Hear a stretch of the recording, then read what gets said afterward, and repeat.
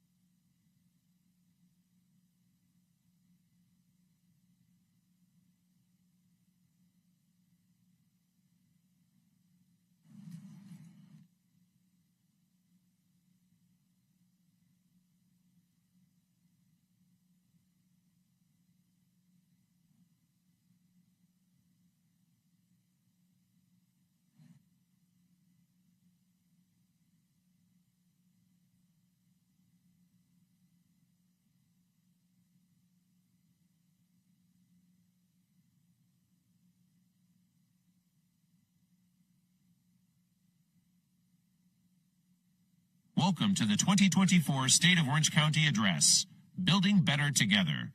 Please welcome to the stage, Robert Agrusa, President and CEO of the Central Florida Hotel and Lodging Association.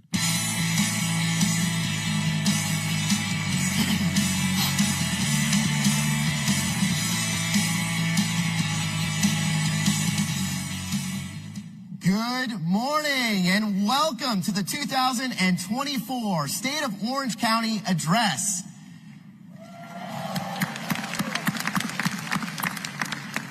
I'd first like to take a moment to say thank you to all of the attendees who have taken the time to join us, whether in person or virtually through one of the streaming platforms here this morning. New this year, live captioning streaming to personal devices is also available by scanning the QR code on the screen. Please ask an ambassador if you have an assistance needed by scan the code. So I hope each of you had the chance to enjoy the breakfast this morning and networking right outside here.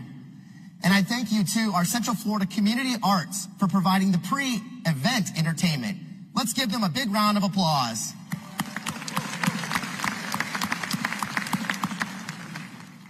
So as we begin our program, I would like to ask each of you to please rise for the presentation of the colors presented by the Joint Honor Guard of First Responders from Orange County Fire Rescue, Orange County Corrections, and the Orange County Sheriff's Office. And then please remain standing for the Pledge of Allegiance led by Sergeant Fred Robinson, Orange County Mayors and Veterans Advisory Council Chair and the inaugural recipient of the Orange County Veteran of the Year. And after that, the national anthem will be performed by Master Sergeant Cooper LaBelle from the Civil Air Patrol, U.S. Air Force Auxiliary, and Opera Orlando Youth Company. And now, thank you for standing.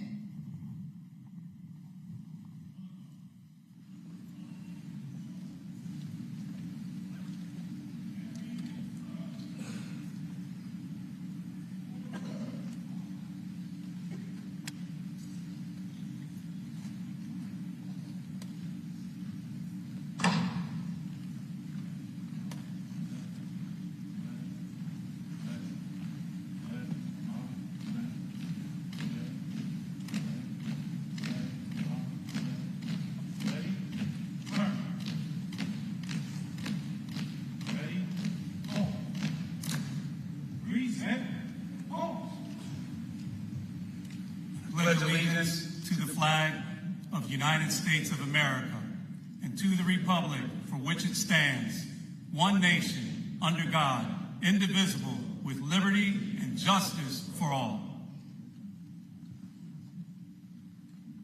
Oh, say, can you see by the dawn's early light what so proudly we hailed at the twilight's last gleaming, whose broad stripes and bright stars through the perilous fight o'er the ramparts we watched were so gallantly streaming, and the rocket's red glare and the bombs bursting in air gave a proof through the night that our flag was still there.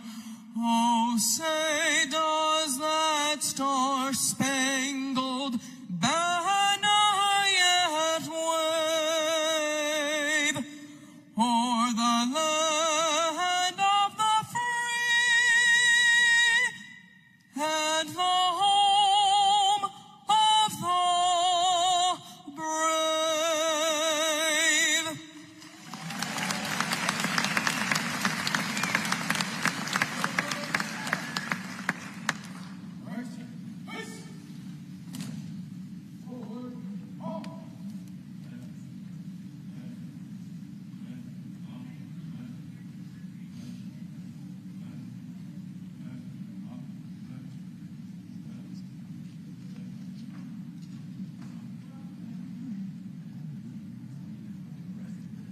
Now you may be seated.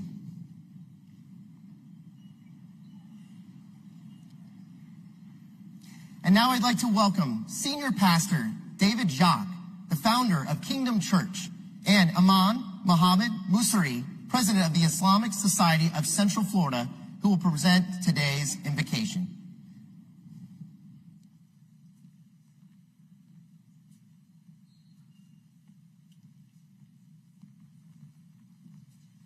Let us pray. Dear God, we are so thankful for this opportunity to come and to lift up your name. We pray that you would help us as we fashion and shape a world that is better together, as we're building a county that is better together. We thank you for our mayor, who is going to lead us and to instruct us on the things that you have endowed and empowered and envisioned for us to accomplish in this area to make this place a better space. We thank you for all those that stand beside commissioners, law enforcement, firefighters, civic engagement leaders, community leaders, and even staff. And we pray for your people that are here this morning as we put our gifts and talents together to make this county the county that we envision, that we know it is and can continually be. So bless each and every one of us as we are here. Bless this moment. Bless all of the things that will happen in this space. It's in Jesus' name we pray. Amen.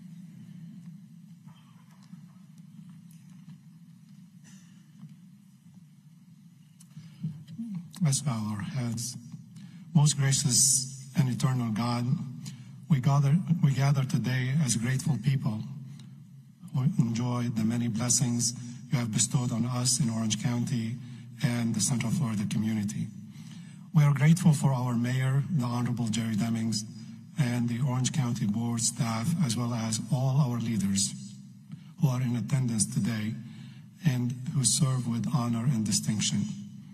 We're grateful that you have made our community diverse, peoples from many ethnic, religious, and national backgrounds, and have fashioned one community out of our many traditions. Today, we're especially grateful for the hard work of our county leaders and their staff that our mayor will report on today. We are grateful for the progress, growth, and prosperity that you have blessed our county with. We pray that you will continue to help our leaders in carrying out their mission to serve the residents of Orange County and the millions of visitors from all over the world. God, Guide their decisions, help them and support their efforts, fulfill their responsibilities in the best way possible, and bless them and their families. We ask you, God, to continue to bless Orange County and its residents and bring economic prosperity to our community throughout Central Florida. We thank you, most gracious God, for all your blessings today and for the days and years to come. And we ask you to bless everyone here and their families. Bless our country, bless our state and our nation. Amen.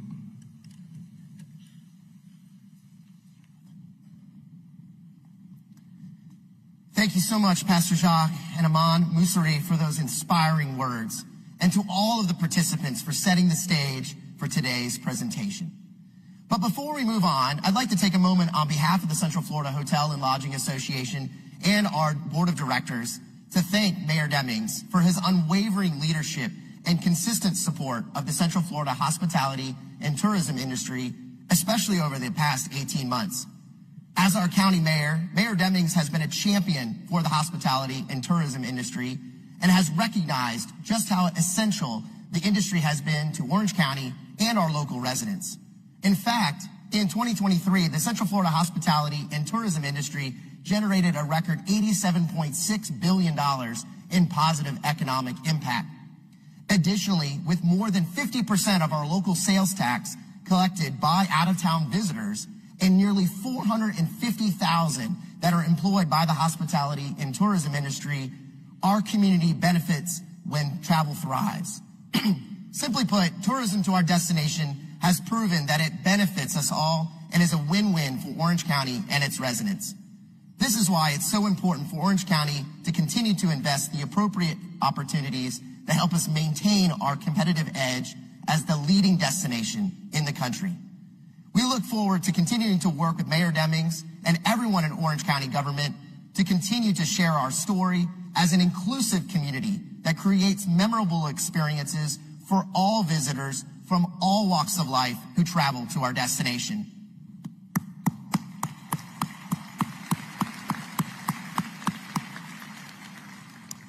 Now I would like to recognize all the elected officials who have joined us here today.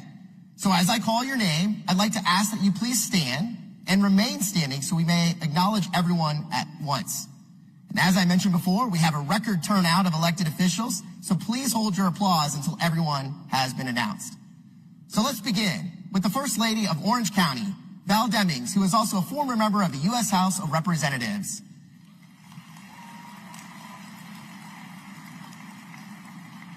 Joining us from the Florida Legislature, Representative Carolina Amnesty, Representative Ana Escamani, Representative Rita Harris, Representative Tom Keene, and Representative Paula Stark.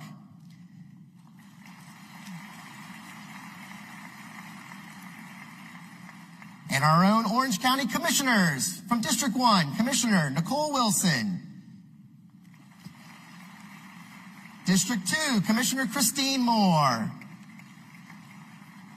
District 3, Commissioner Myra Uribe. District 4, Commissioner Maribel Gomez Cordero. District 5, Commissioner Emily Bonilla. And District 6, Commissioner Michael Scott. And next, we have with us Orange County Constitutional Officers, the State Attorney, Andrew Bain. Comptroller, Phil Diamond. Supervisor of Elections, Glenn Gilzine. Property Appraiser, Amy Mercado. Sheriff, John Mina. Tax Collector, Scott Randolph. And Clerk of Courts, Tiffany Moore Russell. From the 9th Judicial Circuit Court of Florida, Judge Allison Kirsties and Judge Reginald Whitehead. Representing our local municipalities, please welcome from the City of Apopka, Mayor Brian Nelson and Commissioner Nick Nesta. From the town of Eatonville, Mayor Angie Gardner and Commissioner Wanda Randolph.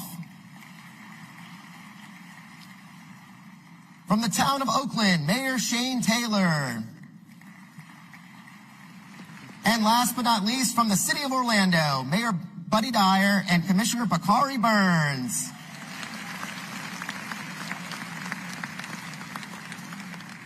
And I'd also like to acknowledge our federally elected officials who have sent representatives here today. So representing Senator Marco Rubio, we have Riley Wogman. Representing Senator Rick Scott, Barry Cotton. Representing Congressman Maxwell Frost, Jason Henry. And representing Congressman Darren Soto, Roxy Santiago.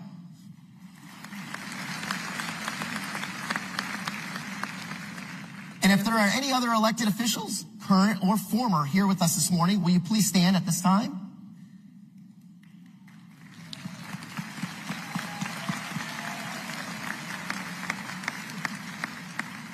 And so thank you all, and let's please join them all in a big warm round of applause and welcome these public servants.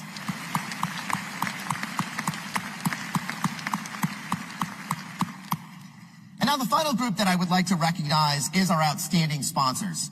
Without the generous support of these fantastic businesses, organizations, community partners, the 2024 State of Orange County address would not have been possible. So let's take a moment and express our appreciation to our featured sponsors, which include Advent Health, Duke Energy, OUC, the reliable one, Unimac Management. Additionally, we'd like to say thank you to our corporate sponsors, including AT&T, CareerSource of Central Florida, CleanTech Outsourcing, Greater Orlando Sports Commission, the Heart of Florida United Way, the iDrive District, the International Drive Resort Area Chamber of Commerce, the Orlando Economic Partnership, Orlando Health, SeaWorld Orlando, Universal Destination and Experiences, the University of Central Florida, Valencia College, Visit Orlando, and the Walt Disney World Resort. So let's give them a huge round of applause and say thank you for their wonderful support.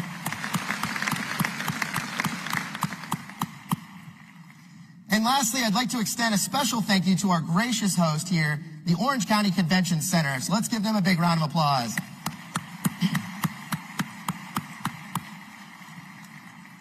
And so now that we've completed the introductions and the recognitions, it's my pleasure to officially begin the 2024 State of Orange County Address. Orange County, 1,000 square miles from peak to peak, Apopka to Christmas and to the south Hunters Creek. It's a place on the move and watch us grow. Four Corners to Conway and over to Bithlow. A hard-working Orange County, boots are on the ground, service and learning, possibilities abound. Technology innovation increasing, putting us on the map, and with our strong institutions, workers equipped to fill the gap. Yes, there's challenges, housing prices and that frustration, storms, hurricanes, and let's not even talk about transportation. Homelessness, hunger, there are so many needs, but we can make it better when we roll up our sleeves. For there are no challenges, no problems, great or small, that can't be solved with the work of us all. The problems begin when we build a wall, and when we shrink in fear and don't stand tall. But when we flock like birds of a feather, hit the pavement with real shoe leather. From our silos we untether. There is no challenge Orange County can weather. But when we build better together. Please welcome to the stage your Orange County Mayor, Jerry L. Demings.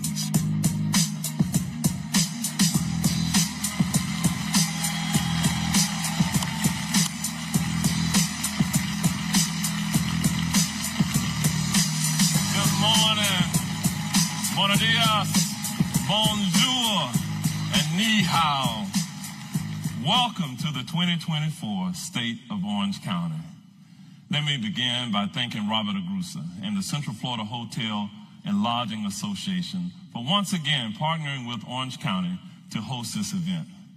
I hope you enjoyed the prelude presented by musicians from Central Florida Community Arts. They were simply fantastic.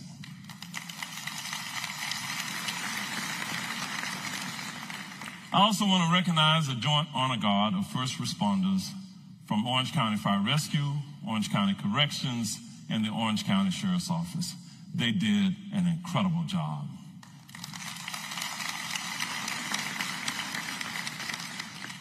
Thank you to Orange County Veteran of the Year and Chair of the Orange County Mayor's Veterans Advisory Council, Sergeant Fred Robinson, U.S. Marine Corps veteran, for leading us in the Pledge of Allegiance.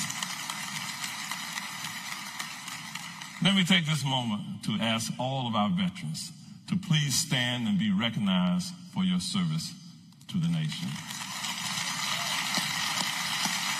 Thank you to our veterans.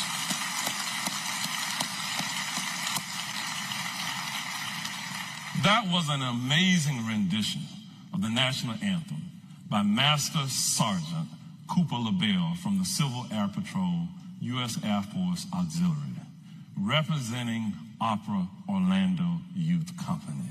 Give him another round of applause.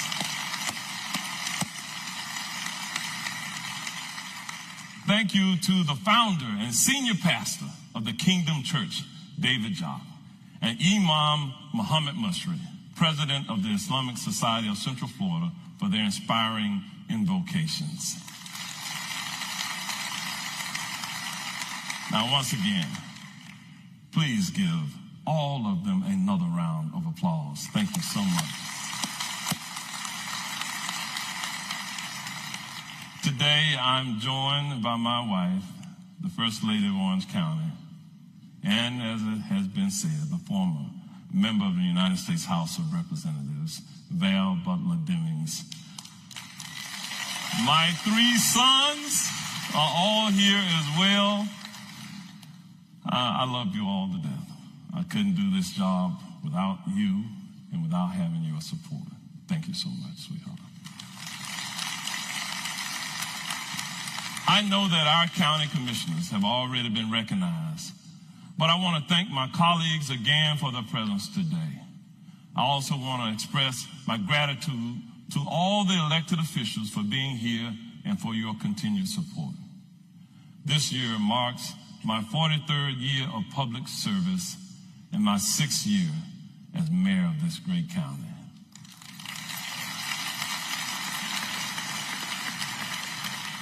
I'm going to share a lot of information with you today.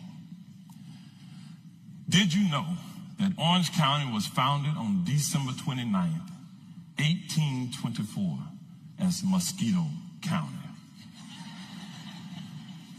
This year marks our 200th anniversary. Thankfully, in 1845, the name was changed to Orange County. I don't know if we could be the tourism capital of the world with a name like Mosquito County, but we've had a year of remarkable achievements and continued strong economic growth. It's also been a year filled with opportunities, challenges, and significant milestones that have helped shape our community. Today's presentation will highlight how we are building a better Orange County together. Whether it's improving access to affordable housing and transportation, enhancing business and educational opportunities, or promoting environmental sustainability, our collective efforts are addressing the pressing issues before us and unlocking new opportunities for growth and prosperity. So let's embark on a journey of building a better Orange County together. In order to build better, Orange County must remain financially strong and fiscally conservative. Orange County government continues to receive Fitch's highest AAA rating across the board, and this has not changed for many years. Building on our strong economy, we have continued to see growth in commercial and residential activity. In 2023, Orange County issued over 80,000 permits with a development value of $2.2 billion. This was due in part to Team 400, which is a cross-section of county employees focused on innovative permitting solutions. Our customer-first approach is central to our service delivery with the goal of increasing production of much-needed housing. In addition, Orange County's Procurement Division organized its first contracting academy to assist local businesses in navigating the county's bidding process. The goal is to increase the number of small and medium-sized businesses working with Orange County. Another important project where we've made significant progress is the Orla Vista Flood Mitigation Project. We all remember the pictures of people flooded out of their homes. Currently, we've completed the excavation work at 3 ponds by removing what amounts to 23,000 dump trucks filled with dirt. The additional pond storage will protect the surrounding neighborhood against major flooding. Orla Vista is in a much better condition to face a major storm than ever before. We're also working to improve flooding conditions countywide. After Hurricane Ian, Orange County received $219 million in U.S. Department of Housing and Urban Development funding. We held a series of community meetings and developed a comprehensive plan to address the unmet needs. These needs include infrastructure improvements, housing repairs, job training, mental health counseling, small business loans, and flood mitigation efforts. Most of the funding will be used for Hurricane Ian-related projects that will benefit low to moderate income individuals or areas. From disaster recovery dollars to the American Rescue Plan Act or ARPA funding, the federal government has provided local communities with the necessary funding to address the most critical issues. Thanks goes to our local members of Congress for their advocacy on our behalf. Representatives Soto and Frost, you delivered. I will talk more about this in just a few minutes. Over the past 2 years, Orange County has strategically allocated over $240 million in ARPA funding across crucial areas. These include small business assistance, health services, and public safety, and increasing access to broadband. Regarding broadband, we use ARPA funding to target unserved areas in Bithlo, Christmas, and South Apopka to ensure residents have access to internet service. That project will be complete this summer. More recently, the board allocated the remaining $23 million to provide additional financing for select projects, including affordable housing, mental health and homelessness, food insecurity, and medical debt relief.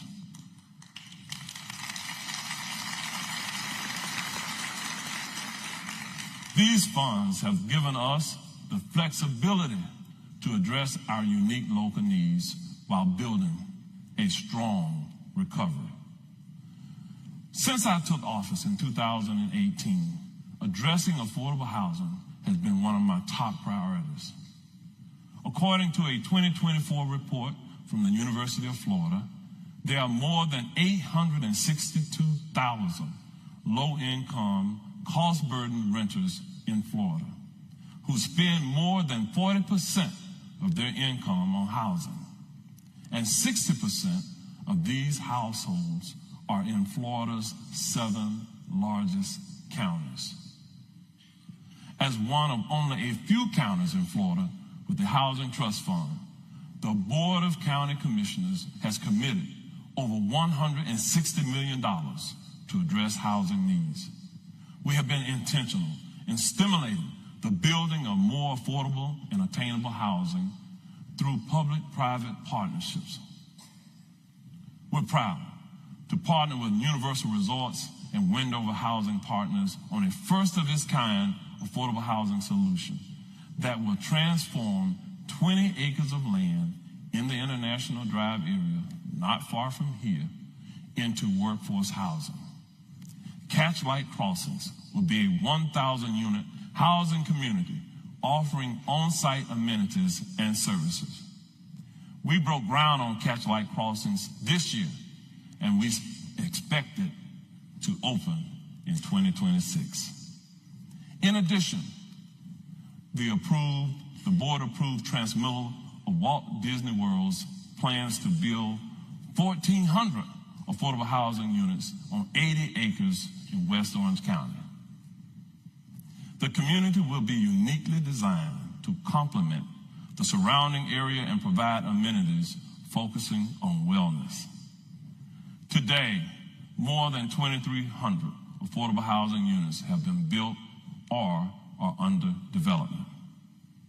Here are some of the projects Orange County has invested in. In Apopka, the Mirror, and Southwick Commons. And in the Pine Hills community, Barnett Villas and Emerald Villas Phase 3. In addition, through our partnership with the Hannibal Square Community Land Trust, we have invested in Cornerstone Act 6, a 24-unit affordable townhome community in Apopka. The Community Land Trust model ensures that homes remain owner-occupied. This year, I attended 3 Habitat for Humanity key presentations for new affordable homes built on county-donated surplus lots. I heard emotional testimonies of families who struggle with housing, but successfully transitioned to home ownership as a result of county partnerships with Habitat. I met the Saffold family, including a mother who lived in one room with her 4 children at a homeless shelter, and now they have a beautiful home. I saw the excitement on their faces as the children ran through the house and straight to their very own backyard. It was priceless to see the sheer joy and delight on their faces. This is just one story of how our surplus lot program is helping build the dream of home ownership.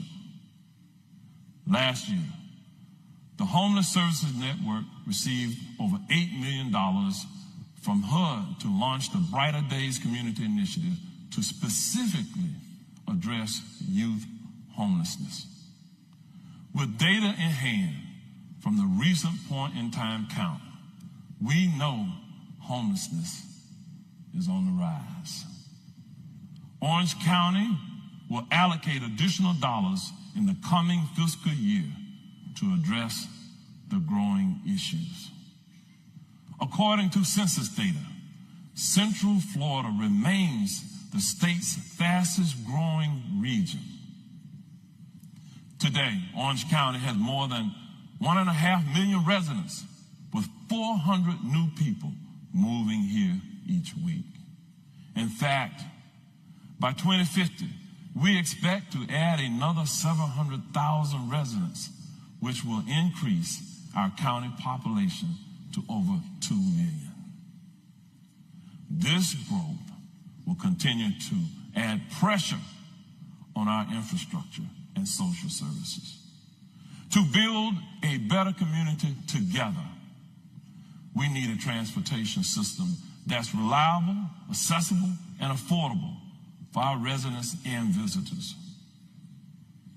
Earlier this year, we re-engaged the community on the prospect of a transportation infrastructure sales tax. We hosted 6 community meetings and conducted a survey to hear from our residents about their transportation needs. After much discussion among the county commission, the initiative was suspended and will be relaunched in 2026. The county will use this time to address incremental changes to the transportation plan. We are identifying priority safety projects related to pedestrian, bicycle, and motorist safety improvements, as well as transit enhancements through the Accelerated Transportation Safety Program.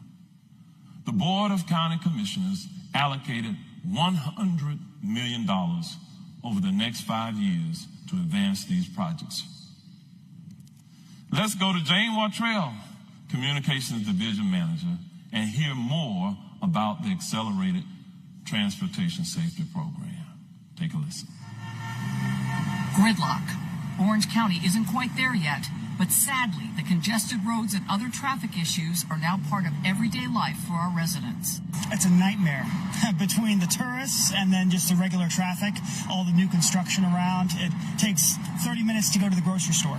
Enter the county's Accelerated Transportation Safety Program. $100 million allocated by commissioners for critical pedestrian, bicycle, and motorist safety improvements, including transit, like the Lynx bus system. The average rider is about 39 years old, works full-time. They have an income of less than $30,000 a year. Lynx riders would be one of the beneficiaries of the Accelerated Program's monies.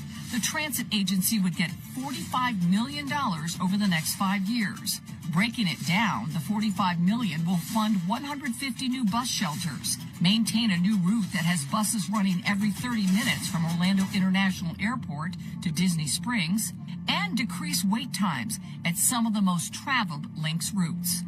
Improvements that pay dividends. It is a proven fact that if you increase frequency, you increase the ridership. We have one of our routes in Orange County that proved just that. We increased the frequency and the ridership went up 76%. For residents, $55 million have been allocated for improving sidewalks, roadway lighting, and other safety projects. Safety projects that include nearly 250 improvements countywide for pedestrians, cyclists, and motorists. The infusion of accelerated transportation funds have kick-started dozens of projects to improve Orange County neighborhoods, like these brand new sidewalks along Baltimore Drive near Lee Road. Residents are elated, saying more sidewalks makes the whole neighborhood safer. I love the sidewalks. It's great for the neighborhood. It raises value. It looks a lot better, and it just means more people can get out and walk without worrying about traffic.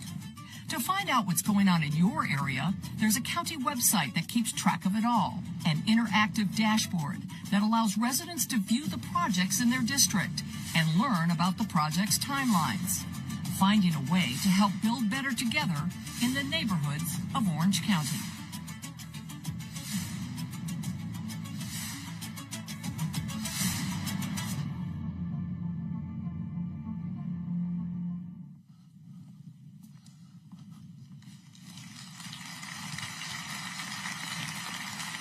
Thank you, Jane, for highlighting transportation projects focused on safety and transit improvements.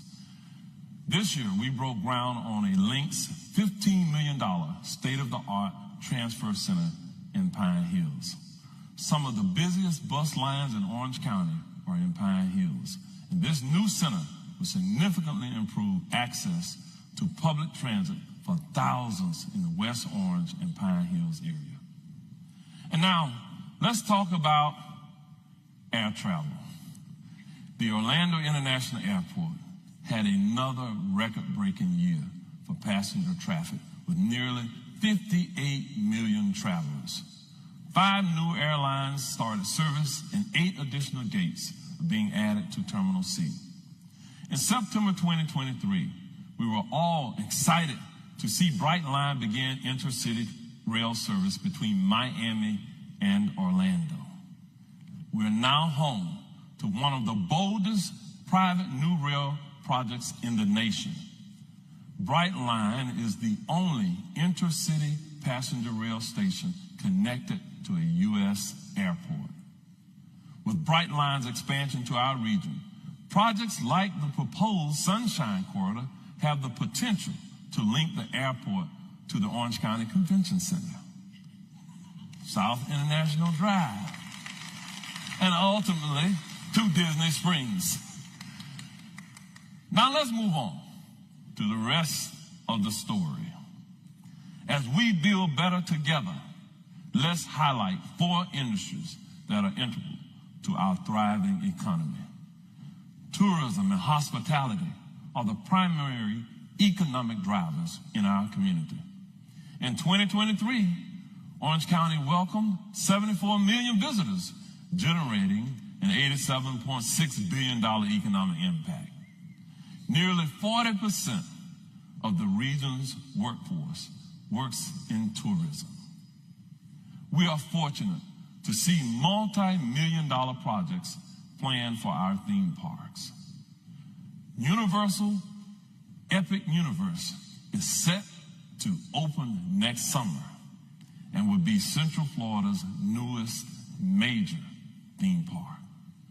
This park will contain rides and attractions themed to some of Universal's most beloved films. Celestial Park is the main hub and the link to 4 distinct theme worlds. In the meantime, Universal is set to open new attractions this summer and debut Sensational, a nighttime fountain show with drones and 4K video projection over the park's lagoon. At Walt Disney World, expansions at the Magic Kingdom and Animal Kingdom are in the works. On a site west of Frontierland or beyond Big Thunder, Disney is planning what could be the largest Magic Kingdom expansion ever. And at Animal Kingdom, they've announced plans to transform an area into a tropical America's land. In just a few weeks, the reimagined Splash Mountain will open as Tiana's Bayou Adventure. It has the same exciting log flume with a new Mardi Gras theme. More importantly, Disney has just announced that over the next 10 to 20 years, they intend to invest $17 billion into Walt Disney World parks and resorts right here in Central Florida.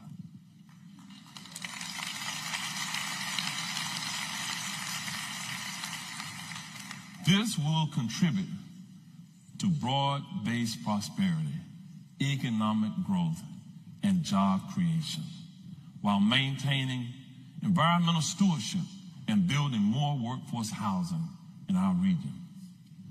SeaWorld Orlando celebrated its 50th anniversary in 2023 and will soon open Penguin Trek, a new family launch coaster. You will be able to zoom through Antarctica in snowmobiles, ending up in a real penguin habitat. This new family ride is the 8th addition to the coaster capital of Orlando. But before we leave theme parks, let's send our heartfelt congratulations to the area's first theme park, Gatorland.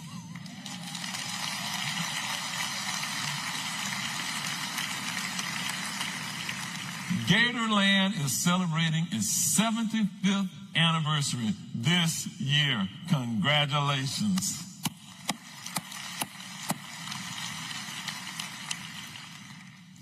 Now, as I shift from theme parks, let's talk about our convention center. For more than 40 years, the convention center has helped fuel our local economy and boost tourism. According to a recent study, the convention center provides nearly $4 billion in economic impact annually to the Central Florida economy. More than 28,000 workers are employed directly or indirectly by the convention center, and an estimated 1,200 local businesses depend on the center's events. In 2023, the convention center hosted record crowds at MegaCon, IAPA, and the AAU National Volleyball Championships, just to name a few. Vital to the tourism industry is the tourist development tax. In March of this year, the tourist development tax collections hit record highs of $40 million which is the highest monthly collection since the inception of the tax. As of April of this year, our TDT reserves have climbed to a strong $388 million.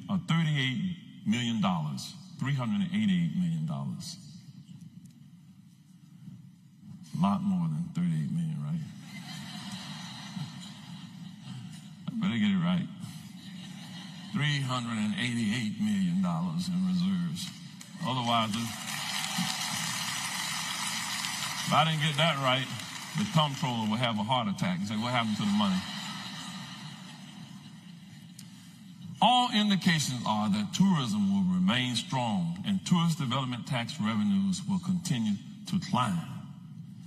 This creates new funding opportunities for community investments. This year, the County Commission approved 3 projects for TDT funding to include Phase 5 of the Convention Center, upgrades to Camping World Stadium, and a tower at the University of Central Florida Football Stadium. There must be a lot of nights in this audience in here. The board also significantly increased funding for arts and cultural organizations by allocating $75 million for capital projects. We also increased funding for various cultural tourism grants to over, get this, $11 million a year. In addition to tourism and hospitality, we are making great strides in diversifying our economy. Take a look. With a revised strategy, Orange County has developed a plan to enhance economic vitality, function, and appearance along major corridors by revitalizing underutilized commercial properties. The strategy offers several benefits, including the availability of transportation services and roads, utility infrastructure already in place, and the creation of job opportunities in established communities. We will work with the Urban Land Institute to form an advisory services panel in these underutilized areas. 3, 2, 1. Earlier this year, Plug and Play, a global innovation platform dedicated to advancing smart cities technologies, launched its new office in Orange County. Plug and Play is committed to fostering innovation and supports startups in the rapidly growing field of smart city technologies. Orange County allocated $1.5 million to Plug and Play to help boost local business growth and continue our vision of connected and thriving ecosystems for smart city innovation. We applaud Plug and Play's decision to partner with Orange County government, Duke Energy, UCF, and Tavistock. This partnership underscores the shared vision of building a sustainable and technologically advanced future for the Central Florida region. The U.S. Small Business Administration kicked off the Seed Fund Roadshow in Orange County, which connects innovators with federal agencies to help them navigate the over $4 billion in funding opportunities. Small businesses are the backbone of a thriving community and help build our economy. I would like to highlight a few small businesses that have made Orange County their home. Don Julio Restaurant opened its corporate office in Orange County this year, and the first Haitian-American-owned Circle K convenience store opened its doors to a supportive community. I had the opportunity to attend the opening of the Comprehensive Health Center of Orlando as they expanded their services in the community. And we welcomed a host of new restaurants, including Chima Steakhouse, Fazoli's, and Raising Cane's.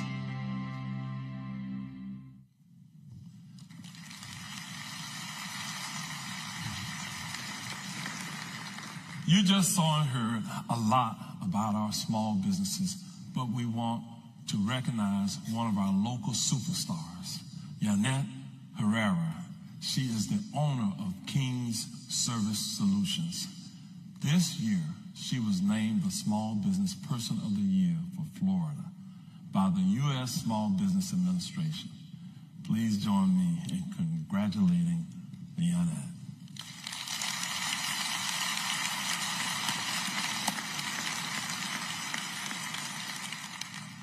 For our economy to thrive, we need educational institutions that build the talent pipeline.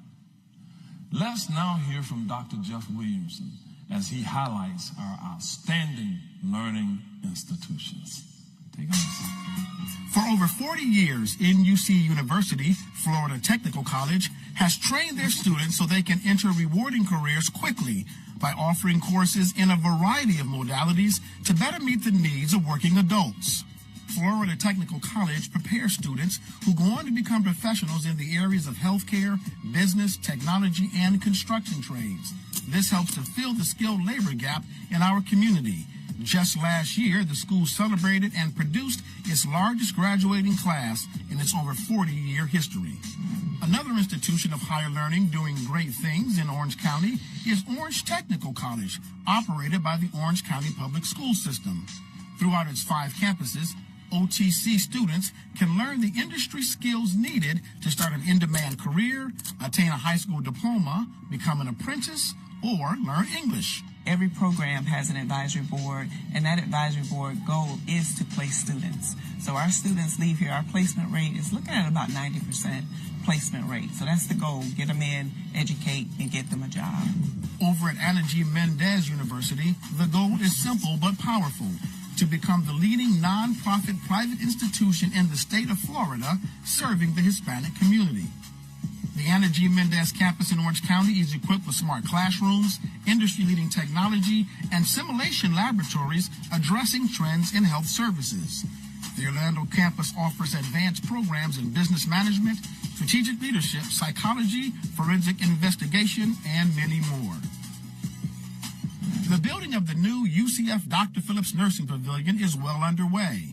Over the past 40 years, the UCF nursing program has graduated more than 16,000 night nurses, and nearly 60% remain in Central Florida. Already, UCF produces the most newly licensed registered nurses in the state university system, with more than 900 nursing degrees awarded each year. The population's growing, so healthcare needs are growing as well. So our mission is to increase the population of nurses who can address those healthcare needs for the community. And finally, last year Mayor Demings was there for the groundbreaking for Central Florida's first College of Osteopathic Medicine in our community. The Orlando College of Osteopathic Medicine has invested over $200 million in this state-of-the-art facility, which will profoundly impact our community and provide much-needed healthcare practitioners to our growing community. As Central Florida continues to grow, Orange County will need a talented and diverse workforce in order to keep up. These schools will produce the students to fill that specialized need. Mayor Demings, back to you.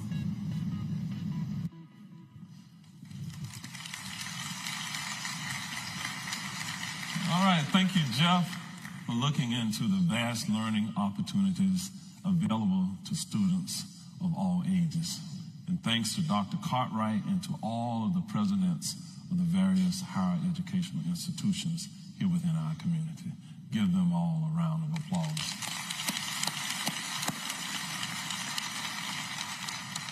The gift of learning is within everyone's grasp. Another key Orange County industry, which might be surprising to some of you, is agriculture. From citrus groves to cattle, Orange County has 600 farms and generates more than 220,000 jobs in agriculture and related industries.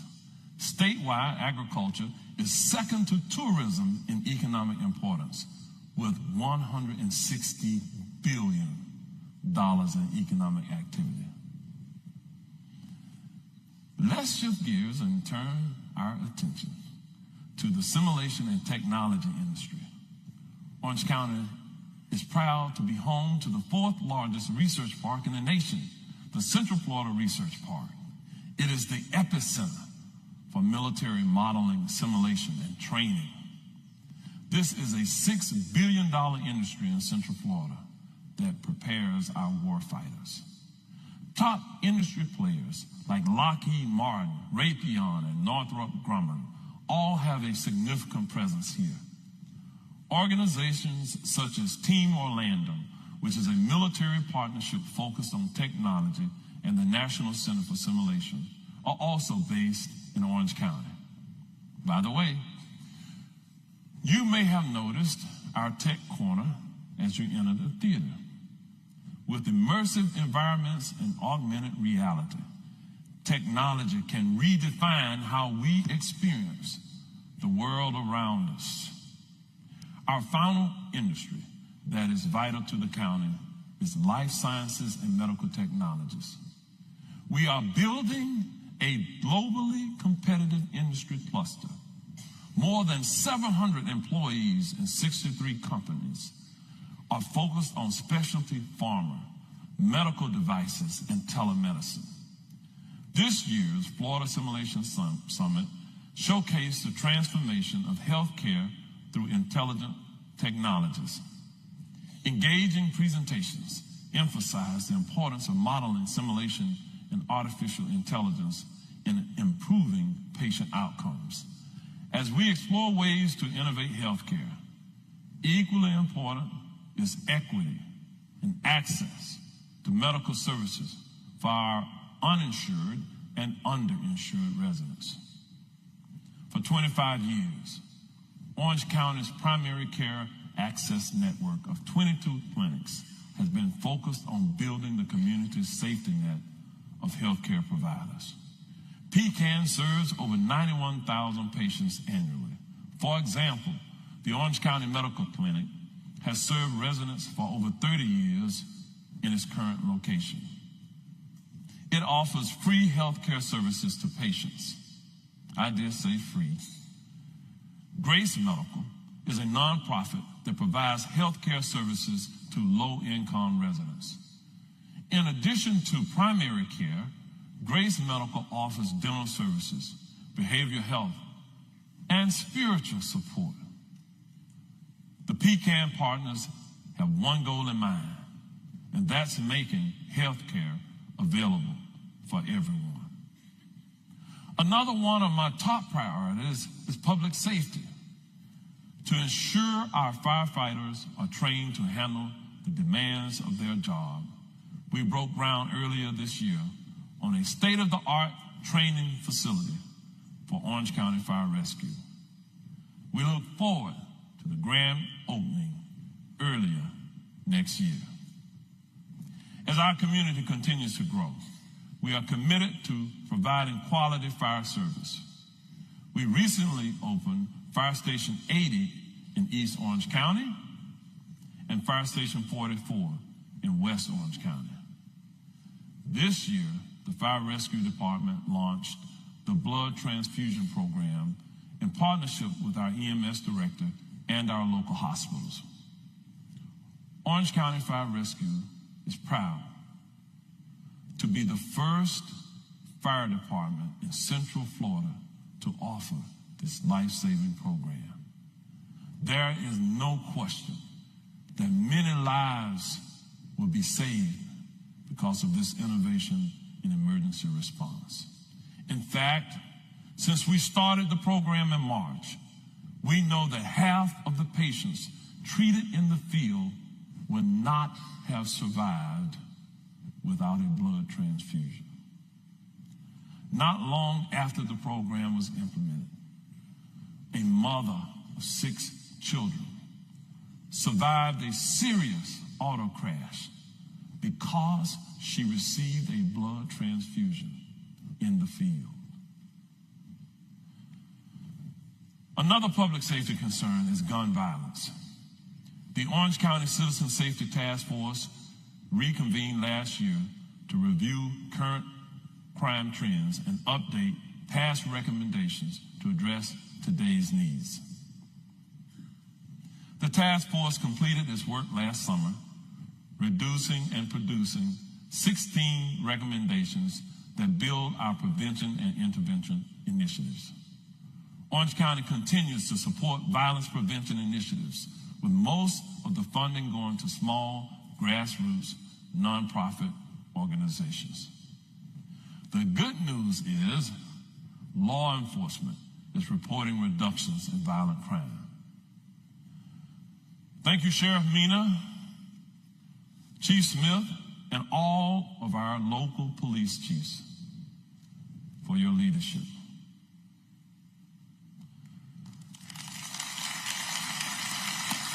In fact, I'll go off script. To the first responders who are here,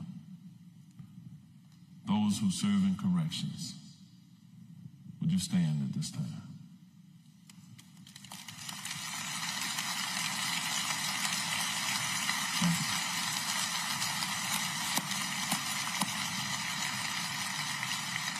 In this community, we owe them a debt of gratitude for the work they do every day. Thank you.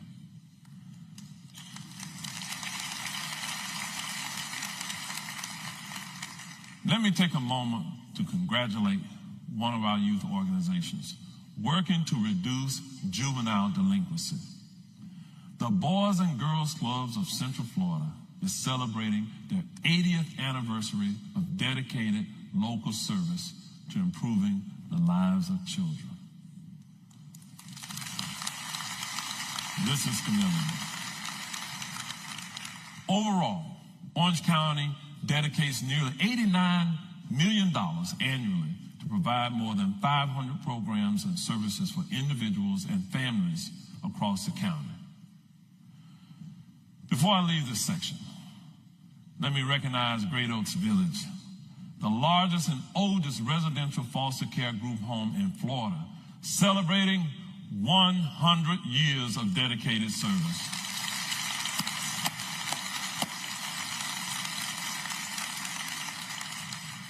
Another issue that's impacting communities across the nation is mental and behavioral health disorders.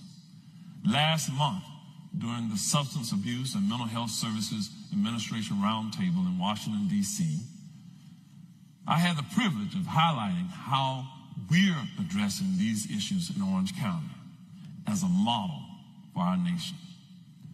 Over the next 15 years, Orange County will receive more than $60 million in opioid settlement funding to implement treatment programs. Law enforcement continues to respond to individuals in mental health crisis through the Sheriff's Behavioral Response Unit and the Orlando Police Department's Community Response Team. These responder models provide an opportunity for individuals in crises to get the support they need. Orange County has identified $49 million in funding.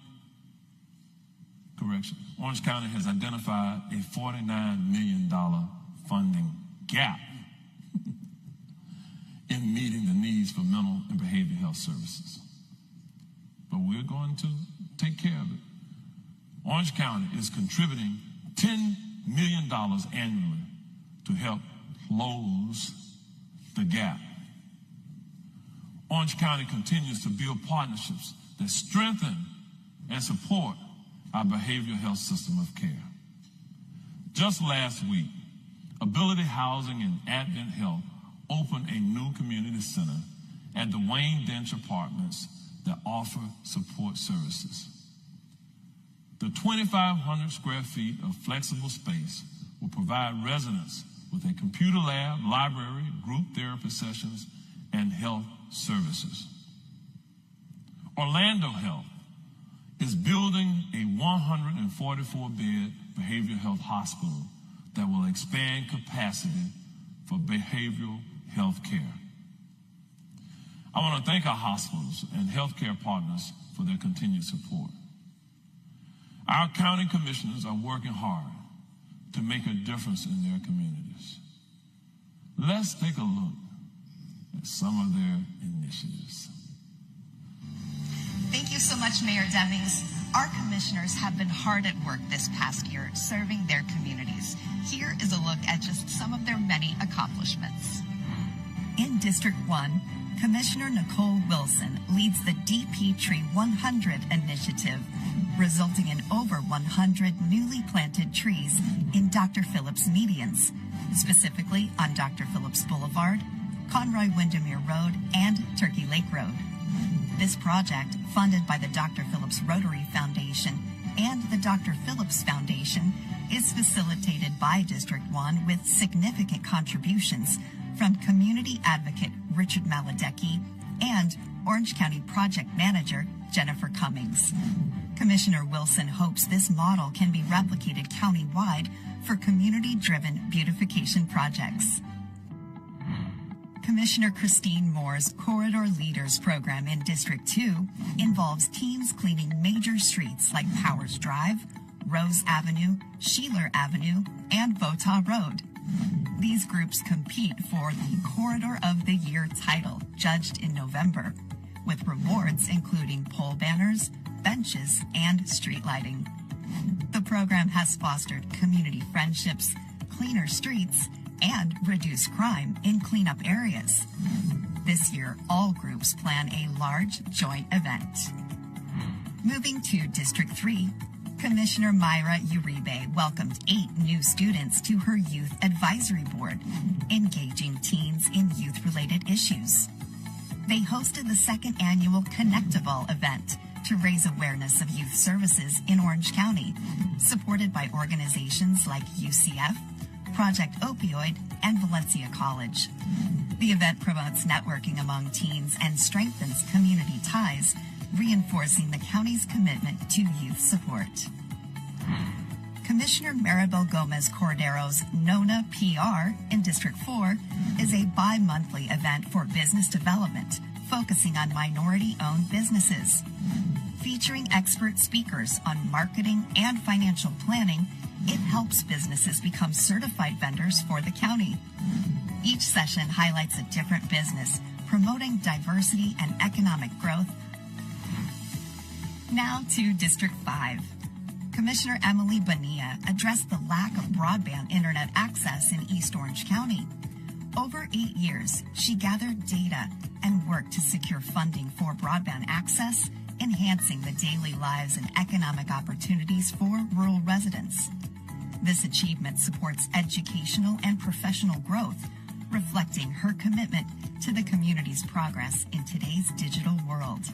And last but not least, Commissioner Mike Scott's Youth Advocacy Initiative in District 6 helps students and young adults through open conversation about personal struggles and triumphs. Since January, he has engaged with over 15 student groups to create success pipelines. Commissioner Scott plans to expand the initiative with a volunteer portal to align students' interests with community projects, helping them become well-rounded and increasing their chances of getting into desired colleges or vocational programs.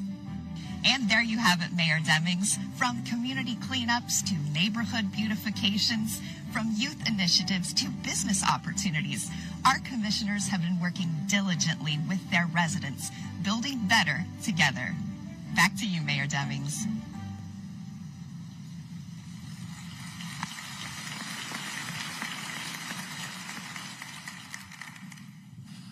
Thank you to my colleagues for your leadership and service. To all of our Orange County Commissioners, would you stand at this time and be recognized?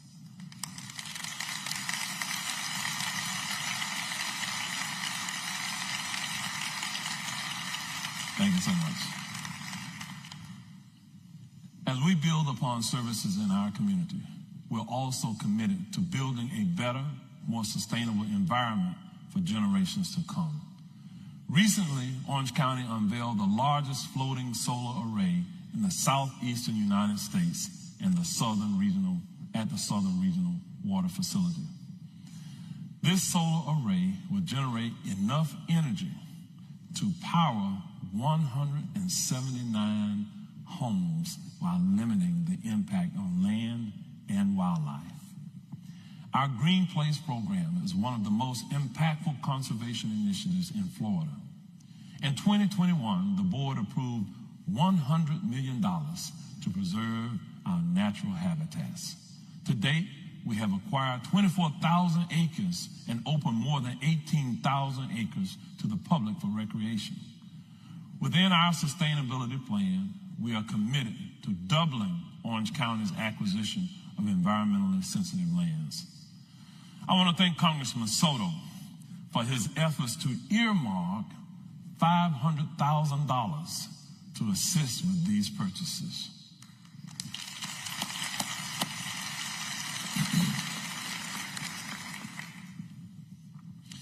enhancing our parks and recreation spaces is also essential to a growing community.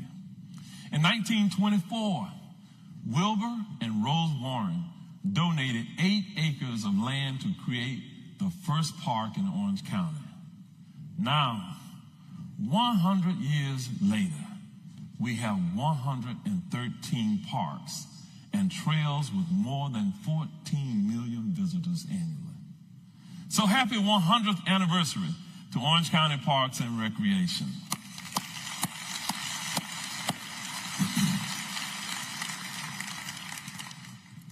To take a closer look at how we are building recreation spaces for all residents to enjoy, let's go to Amanda Dukes, Senior Public Information Officer in our Communications Department.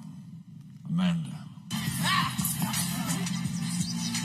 Orange County's parks offer far more than just recreational facilities. They are sanctuaries where residents come to connect, celebrate, and recharge. It was 100 years ago that the county's first park was established on just 8 acres of donated land. Now, Orange County Parks and Recreation boasts over 113 parks, trails, and facilities spanning 15,000 acres. Parks are a key component of sustainability. They provide a health and wellness benefit that just goes on and on and on. Ribbon cuttings are a regular event as the parks continue to grow and evolve. One of Orange County's newest parks, Cypress Grove Dog Park, opened in December of 2023 to very positive reviews. It's the county's 13th dog park. Youth sports are foundational in bringing families and communities together, and in April of 2024, the ribbon was cut on the Dr. Phillips Ballfield Complex. The Board of County Commissioners invested more than $9 million to make the over 16-acre park and 4 lit ball fields a reality. The county stepped up and made sure that we were able to have a home for our kiddos. Also opening in April was Barnett Skate Park. Skateboarding is still popular, and the county invested in giving them a place to enjoy their sports safely.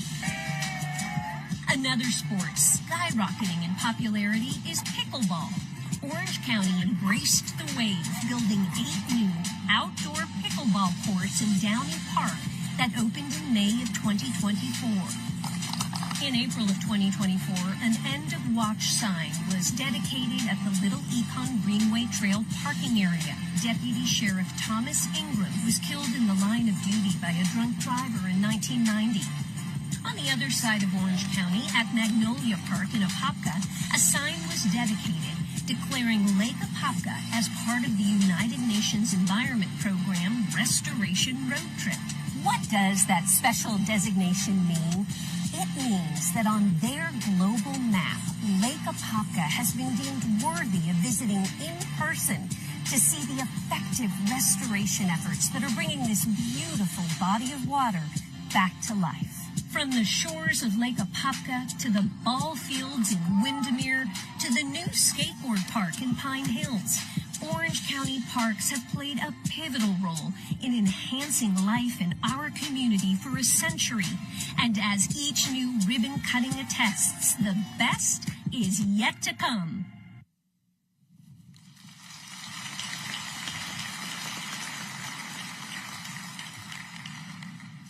All right, thank you, Amanda, for that glimpse into what makes Orange County's parks the perfect place for recreation. Orange County parks foster a sense of community. You don't have to go far to discover what makes this community special. It's the people, and it's the culture. The programs and initiatives I'm highlighting today would not be possible without the dedicated people who work for Orange County. I'm honored to lead these individuals as they provide critical services for our residents and visitors. I would like to ask our county employees to please stand and be recognized.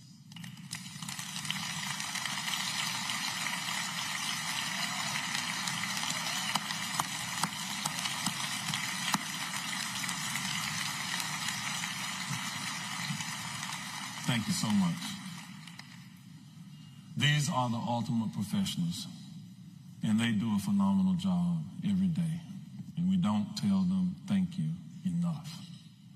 I don't know if you've ever been a public servant or not, but sometimes you have to take a lot from the people because they say, I pay your salary.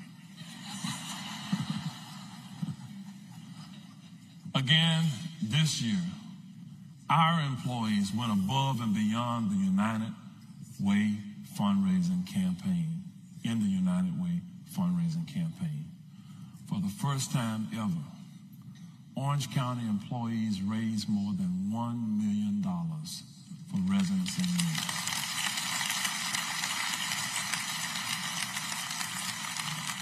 Much of that money came from their own pockets. That's a commitment to our community.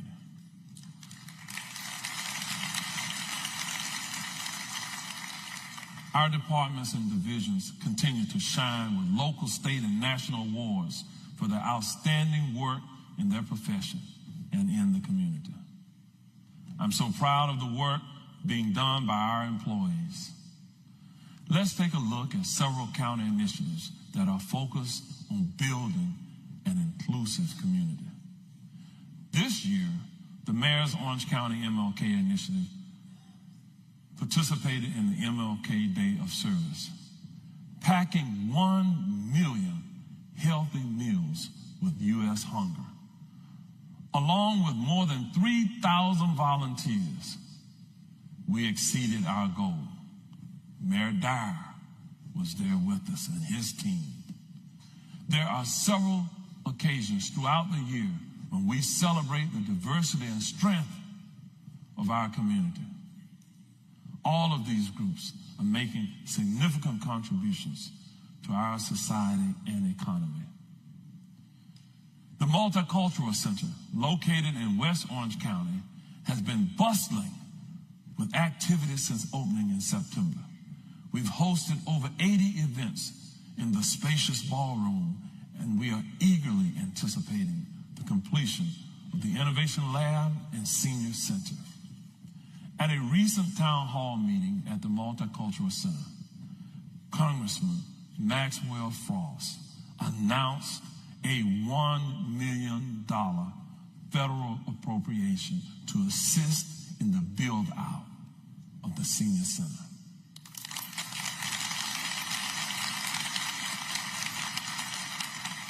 And the funding continued with $370,000 to support the county's low-income home energy assistance program. Thank you to Congressman Frost for working hard to bring much-needed federal dollars back to Orange County. Thank you so much. I want these members of Congress to keep doing that if they can. We're proud of the work we are doing to help our seniors, but let's not forget the impact young people are having. I would like to highlight a few exceptional young individuals who are helping build a better community. This past holiday season, 9-year-old entrepreneur Audrey Wooten donated $700 from her body scrub business to the mayor's holiday toy drive.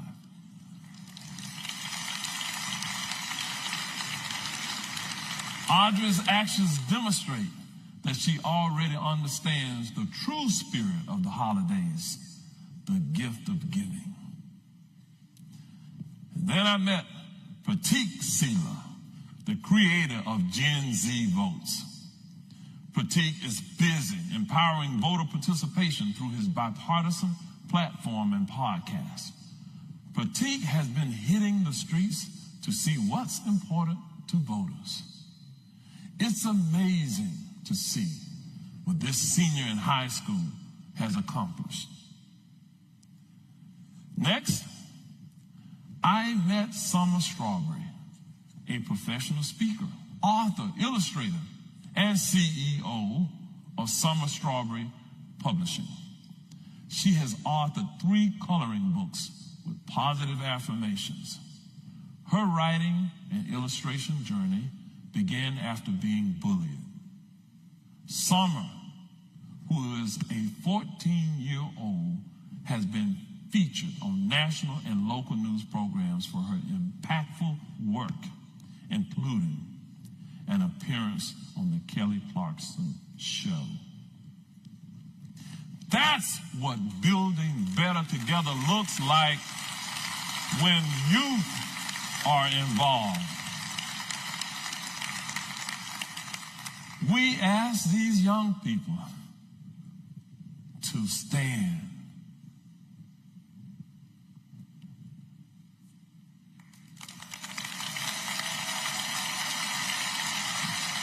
Thank you.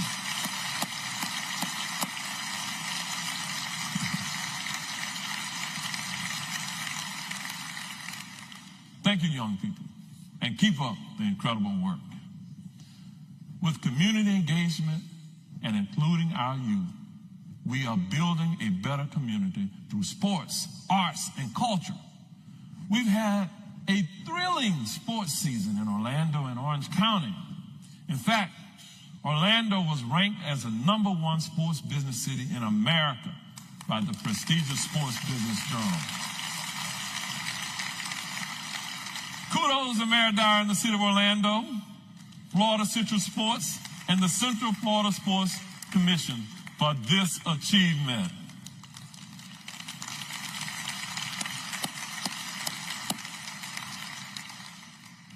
I join all of our residents in saying that we were proud to host the U.S. Olympic Marathon men's and women's trials in downtown Orlando. Yes, it was a beautiful sight to see. The field at Camping World Stadium was busy this year.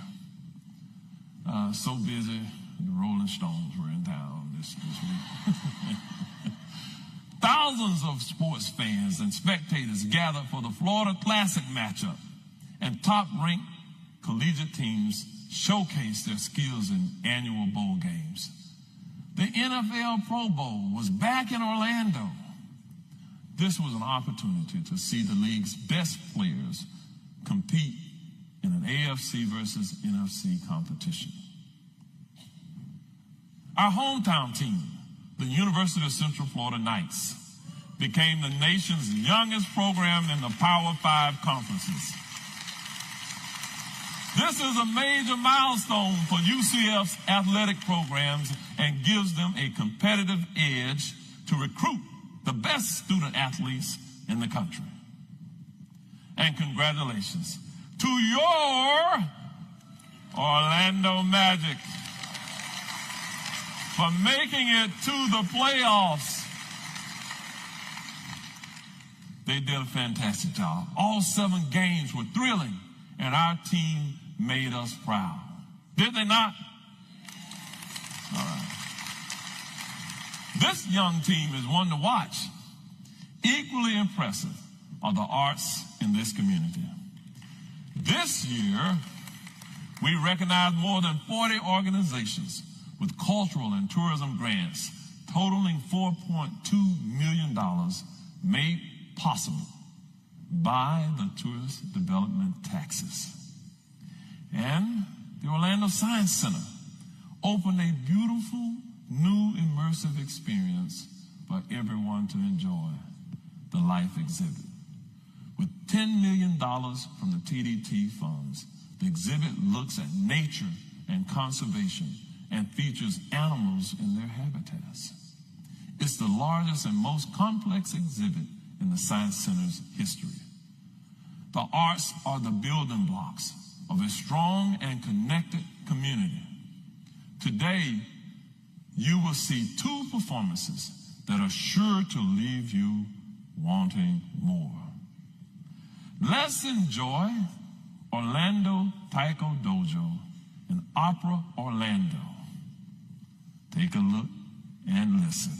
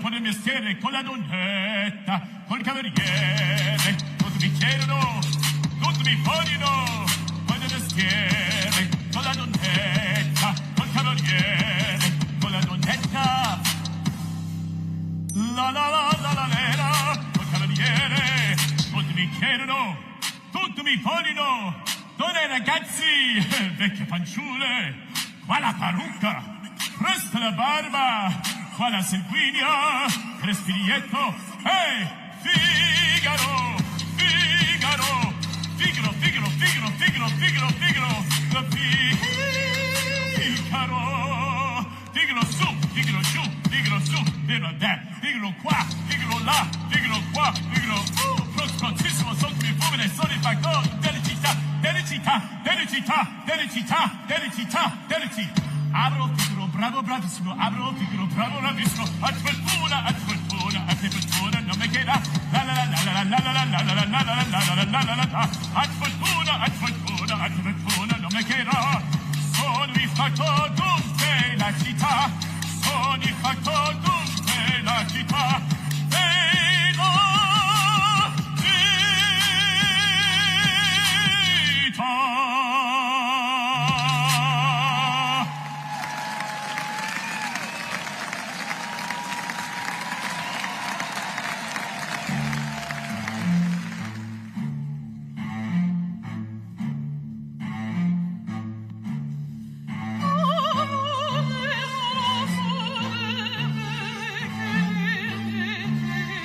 Free.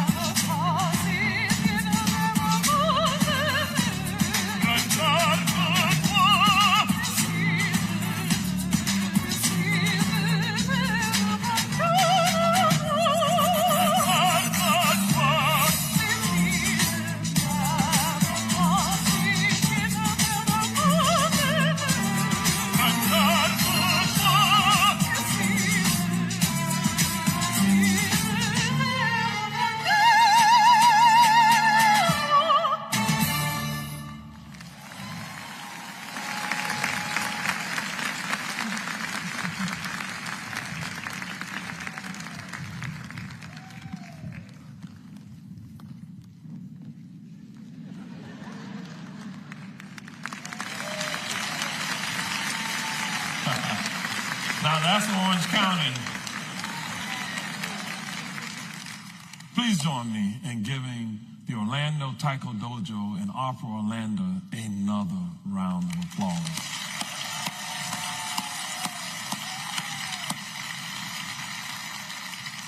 Today's presentation highlighted how we are building better together. We are building better together through partnerships in affordable housing, public safety, and transportation. We are building better together by supporting innovation, collaboration, and inclusion. We are building better together by increasing access to behavioral health services. We are building better together by preserving and sustaining our environment. And we are building better together by embracing diversity and promoting arts and culture that uplift our community. If you want to live in a better community, we can only build better together. God bless you all. May God bless our great county, and may God bless the United States of America.